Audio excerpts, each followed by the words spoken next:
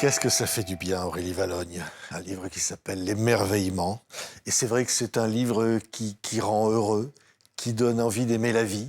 Mais c'est un livre dans la transmission, dans le dialogue. Vous qui avez vendu des millions de livres. Alors c'est vrai qu'on se souvient du Petit Bonheur, la chance. On se souvient évidemment de Mémé dans les orties. Et traduit évidemment dans 15 langues. C'est un langage universel et au fond, c'est une ode à la vie que ce livre qui arrive là, qui s'appelle L'Émerveillement. Exactement. C'est vrai que ce qui est le plus important pour moi à chaque fois dans chacune de mes histoires, c'est vraiment l'idée de la transmission, l'idée de l'intemporalité, l'idée aussi de l'universalité, ce que vous venez de dire.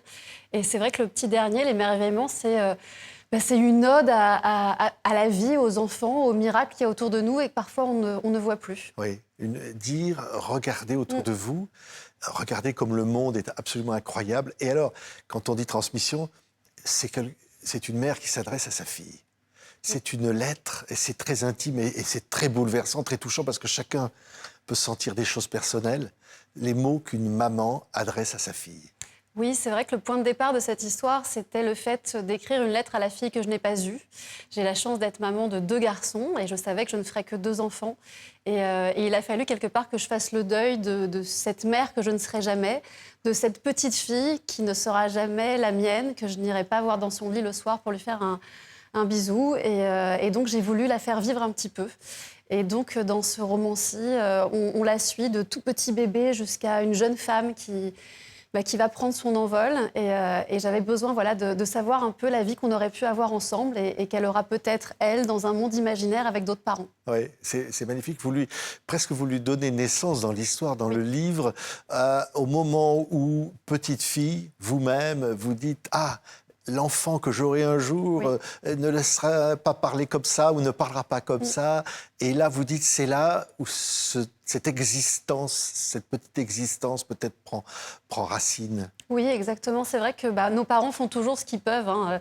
Moi aussi, en tant que parent, je fais de mon mieux. Mais il y a des petites phrases parfois qu'on entend quand on est enfant, que nos parents nous disent et qui peuvent vraiment nous être... qu'on peut ressentir vraiment de manière très violente. Et c'est vrai que des phrases comme « arrête de faire ton cinéma », c'est vraiment quelque chose qui m'avait traumatisée. Je devais avoir 6 ans à peu près.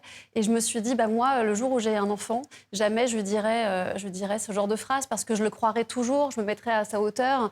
Et je crois que le but d'un parent, c'est d'élever son enfant. Mais notre enfant nous élève autant que nous, on essaye aussi d'être à sa propre hauteur. Oui, et alors c'est vrai que là, il prend existence dans votre désir, dans votre pensée. Cet enfant va se matérialiser quelque part dans vos rêves. Et on va aller jusqu'à la naissance, l'accouchement, les débuts de la vie, bébé.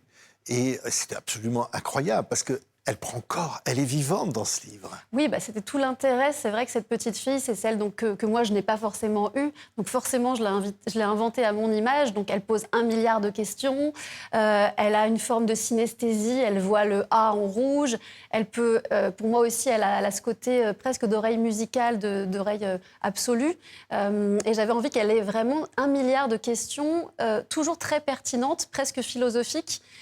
Auquel Camille n'est pas du tout prête. À chaque fois, elle prend ça comme j'en sais rien, on va vérifier ensemble. Et j'aime bien aussi cette humilité parfois des parents que de dire je ne sais pas. Et de pouvoir tendre la main à l'enfant et lui dire viens, on va chercher ensemble. Et comme ça, on mourra moins bête, on se couchera moins bête. Oui. Et voilà, c'est vraiment cette Ambre, cette jeune fille, et un petit rayon de soleil dans la vie de Camille. Oui, alors c'est vrai, si je lis quelques mots qui sont là présentés sur le livre, entre les profondeurs des mers et la canopée des forêts, de la délicatesse des cachalots à la métamorphose des chenilles, sous les ciels étoilés face à l'immensité bleue de l'océan, on est dans un émerveillement, c'est le titre du livre, on est dans quelque chose qui nous dit que la vie, le monde est incroyable. Oui, effectivement, moi, quand j'ai voulu l'écrire, c'était l'année dernière. Déjà, le monde autour de nous, pour de vrai, quand on allume la radio le matin, c'était beaucoup de mauvaises nouvelles, toujours plus nombreuses, qui étaient un peu angoissantes. Et je me suis dit, mais en fait, on oublie parfois de mettre la lumière sur les choses qui sont très belles, les saisons qui reviennent, les oiseaux qui sont encore là. On a la chance d'avoir un pays magnifique avec des paysages très divers. Et cette petite Ambre, elle adore à la fois les arbres, les fourmis, les chenilles, tout ce qui est un peu moche, tout ce qui est un peu lent, mais elle a une grande passion pour les animaux.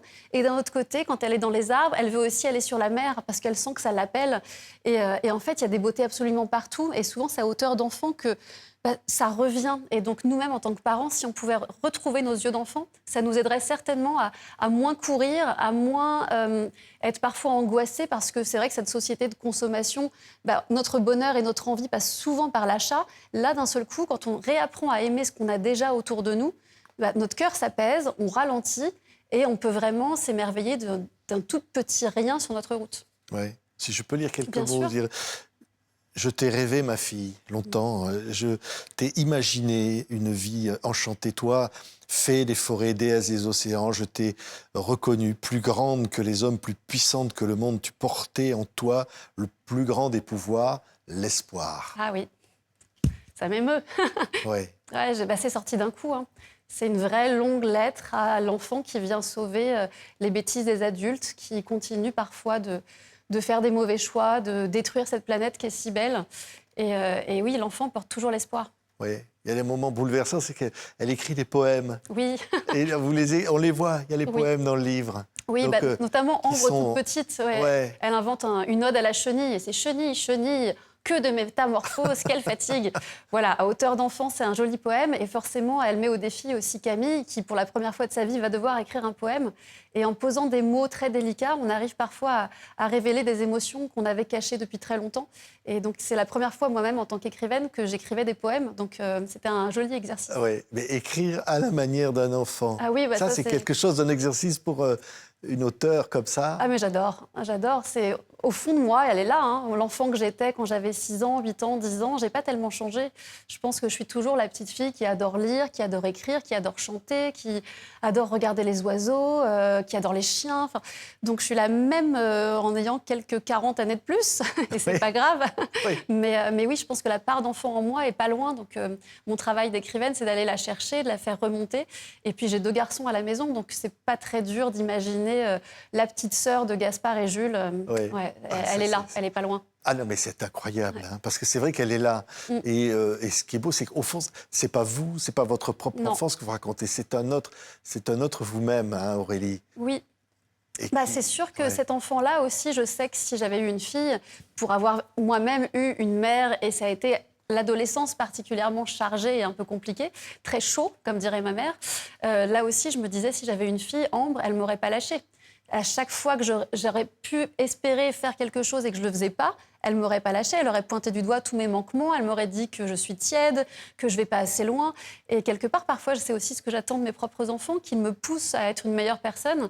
Et Ambre, c'est sûr que c'est un peu le rôle qu'elle a décidé d'avoir dans la vie de Camille. Oui, mais ce qui est beau, c'est que c'est universel, ce livre. Et c'est vrai qu'il est, on se disait en préparant l'émission, dans 50 ans, dans 100 Oui, ans, on oui. pourra le lire. Ça sera la vie, au fond, sera toujours là. Oui. Il y a le même désir, la même beauté de l'existence, le désir d'enfant, la transmission, la beauté d'une petite fille qui vous regarde. Oui, en fait, je pense que là, on revient à l'universel, à l'humain, à ce qui nous relie tous. Et souvent, quand on voit qu'il y a plein de guerres et on se dit, mais en fait, on pourrait juste se souvenir, et c'est pas pour rien que souvent dans les conflits, c'est toujours les mères qui disent arrêtez, arrêtez de faire la guerre, arrêtez, parce qu'en fait, elles les ont portés en elles, ces enfants. Et elles n'ont pas du tout envie que la guerre vienne détruire ce qu'elles ont, entre guillemets, construit et porté. Donc, on porte des valeurs, on porte un espoir, et derrière, nous, on va s'éteindre, hein, on n'est que des passeurs, et les enfants continueront pour nous. Donc c'est vrai que ce roman-là, c'est exactement ça. C'est le passage de relais, c'est un peu d'humilité, c'est de se dire qu'on est là pour les élever, et un jour, ils auront confiance et ils partiront vivre leur vie. Ouais, c'est troublant, ce livre, au fond, Ah. parce que c'est un désir, et au fond, un désir qui prend racine dans des mots et qui... Oui, cette petite fille, on la voit, elle nous regarde, et elle est là. Et on vous imagine en train de l'écrire et de la créer, d'une façon de lui donner la vie, peut-être, une autre façon de la mettre au monde. Oui, ça se trouve, un jour, je la croiserai, hein, sur de vrai, sur un trottoir, et je la verrai, et je serai sûre que je la reconnaîtrai. C'est juste que je ne serai pas sa maman dans cette vie-là. Mais je sais qu'il y aura un boom dans mon cœur, et je me dirai c'était elle. Et c'est pas grave, ça sera peut-être pour une prochaine fois. Et en vrai, il n'y a pas de manque de mon côté, hein. J'ai la chance d'avoir 2 super garçons qui me comblent complètement. Mais c'est vrai que je suis toujours curieuse de me dire, dans une autre vie, quel type de famille j'aurais eu, quels autres enfants, quel métier, quelle personnalité.